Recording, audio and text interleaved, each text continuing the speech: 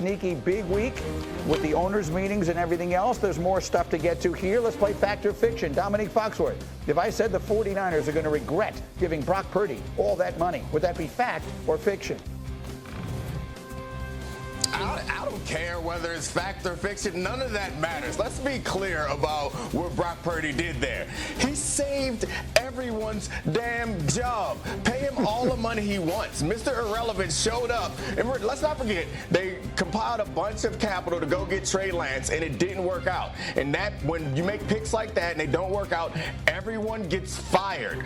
Unless Mr. Irrelevant shows up, and is still statistically one of the best quarterbacks in the league over the time that he's gotten there. I don't care if you want to give the credit to Shanahan's scheming or the talent around him. The fact of the matter is he's earned this money. So I don't give a damn whether it's going to be harder to build a roster going forward or not. That man saved everybody's job. He deserves more than they pay him. Keep paying him more and more money and figure it out on the back end. Draft well. Do something. Play good defense. I don't care what you do, but you don't take any money from Brock Purdy. I agree with that. If you really think about it, they made a movie about Kurt Warner's life, right? Mm-hmm. Like, what could be more improbable than this? Here's a script. Here's a script I got for you. Okay, let's try and sell this in Hollywood. Team's going to trade a whole lot of stuff to move up and get the third pick in the draft. Sure. That guy's literally never going to play for them, but the very last guy in the draft is going to wind up being unbelievable and save the day. It's actually almost too ridiculous to be true. It's pretty ridiculous. I mean, to Nick's point, they got lucky. The Trey Lance pick should be the thing that sinks your franchise, and the fact that it didn't is a testament to Brock Purdy and what he's done with his opportunity. Team-friendly deal in a lot of ways, too. I mean, the top 10 paying quarterback, but you're not paying him the most and doesn't break the bank. And to Purdy, I give him respect. Never spoke publicly, never fired his agent and hired one of the bigger guys. Purdy was loyal to his people, and it all worked out in the end. All right, let's keep going with Fact or Fiction. Traeger, you're next. If I said this season is a failure if the Bears miss the playoffs, is that fact or fiction? I think it's fiction. I think last year, they blew the whole thing up, and now it's year one of the Ben Johnson era, and there's going to be a long runway with this. Ben Johnson is making huge money for an NFL head coach, the most we've ever seen from a first-year NFL head coach. They have a long-term plan here. They've got the two rookies, obviously, in Burden and Loveland that they're excited about. But I wouldn't say that this is the year. You have to win this year. That's a really good division. I think they want to be competitive this year, and then next year is when we're doing all the they-must-win stuff. Fair enough. Let me go to the last one, because, Graziano, you have, as long as I've known you, been repeating this statistic over and over again that no one repeats in the NFC East. Is this year that falls apart? Do the Eagles repeat as NFC East champs? Fact or fiction? Fiction. It's 21 years since anybody did it. Weird stuff always happens. The Eagle fans are going to get mad at me, just like they did 2 years ago when I sat here and said the same thing. And with 2 weeks left in the season, it looked like they were going to win it. And then out of nowhere, Kyler Murray has like the game of the year and knocks them out, and Dallas comes up and beats them at the end. Weird stuff always happens. 21 years, no joke. These are highly competitive division. This is a highly competitive division. Teams that hate each other. Weird stuff happens all the time. Unfortunately for the Eagles, they can't win the division in 25. There's so much. I don't make the rule. So much great history in the rivalries, obviously, Cowboys and Washington and Philadelphia and the Giants. It is an extraordinary one. And we came up with a good question, too.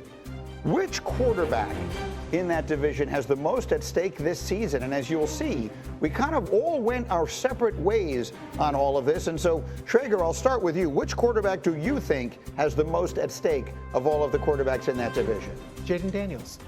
See, that's fascinating, because some might have said he has the least at stake. Jaden Daniels had the greatest rookie season we have ever seen from an NFL player at any position in the history of the sport. He went and was NFL Offensive Rookie of the Year, took a team that's been moribund and has been awful for decades, took them to the NFC Championship game, and now the NFL is rewarding that with a schedule that includes 7 standalone games. They're being treated as if they are one of those premier NFL teams, and he's already in the conversation with Mahomes and Allen and Burrow and Lamar. They got him Tunsil. They got him Deebo Samuel. I have seen the sophomore jinx happen. I have seen the second year fall. Defensive coordinators now have a full season to scheme against this guy, and the world has been given to the Commanders franchise. If Jaden Daniels comes out there and they're 8-9, this is a massive step back. And truthfully, I don't see anyone else in the NFL who's got more on their shoulders than him to deliver. Interesting.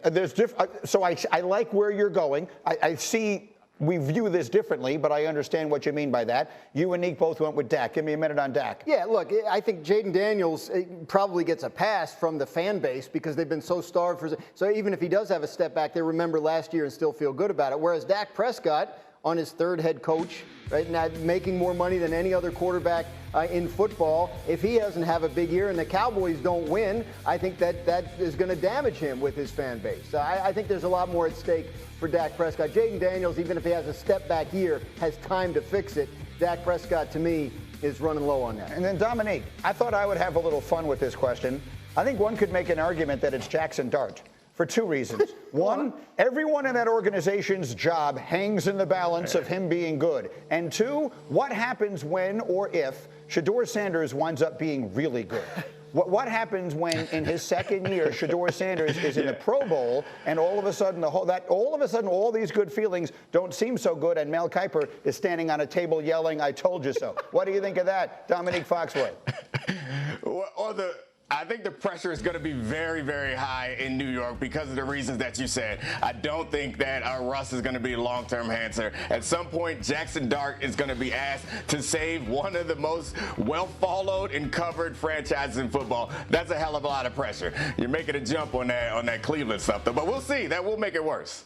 I don't think so. I mean, reseeding or redoing how they do the seeding in the playoffs. Yeah, if this proposal were to pass, a division winner wouldn't automatically get a top 4 seed in a home game. Division winners would all qualify for the playoffs, but then they would seed it according to record. And that would be a critical difference because, you know, if you have a 10-7 division winner, a 9-8 division winner that would host a what was it last year? The Vikings went on the road, right? They're 14-3. Correct. And they had to play on the road at the Rams, 10-7. This would not be the case under the new proposal, as you see here. If the exact standings from last year had happened again under the new proposal, you see on the right the way it would have been seeded. Rams at Eagles, first round. Buccaneers at Vikings. Packers at Commanders. I am 100% in favor of this idea. I've said it before and I'll say it again. I like anything that makes the regular season more important. And that's what people have to understand. Owners have historically resisted this change because they love the idea that winning your division gets you a home playoff game. Right. But there's concern. Last year's Week 18 was non-competitive in a lot of, there were maybe 1 or 2 games that mattered.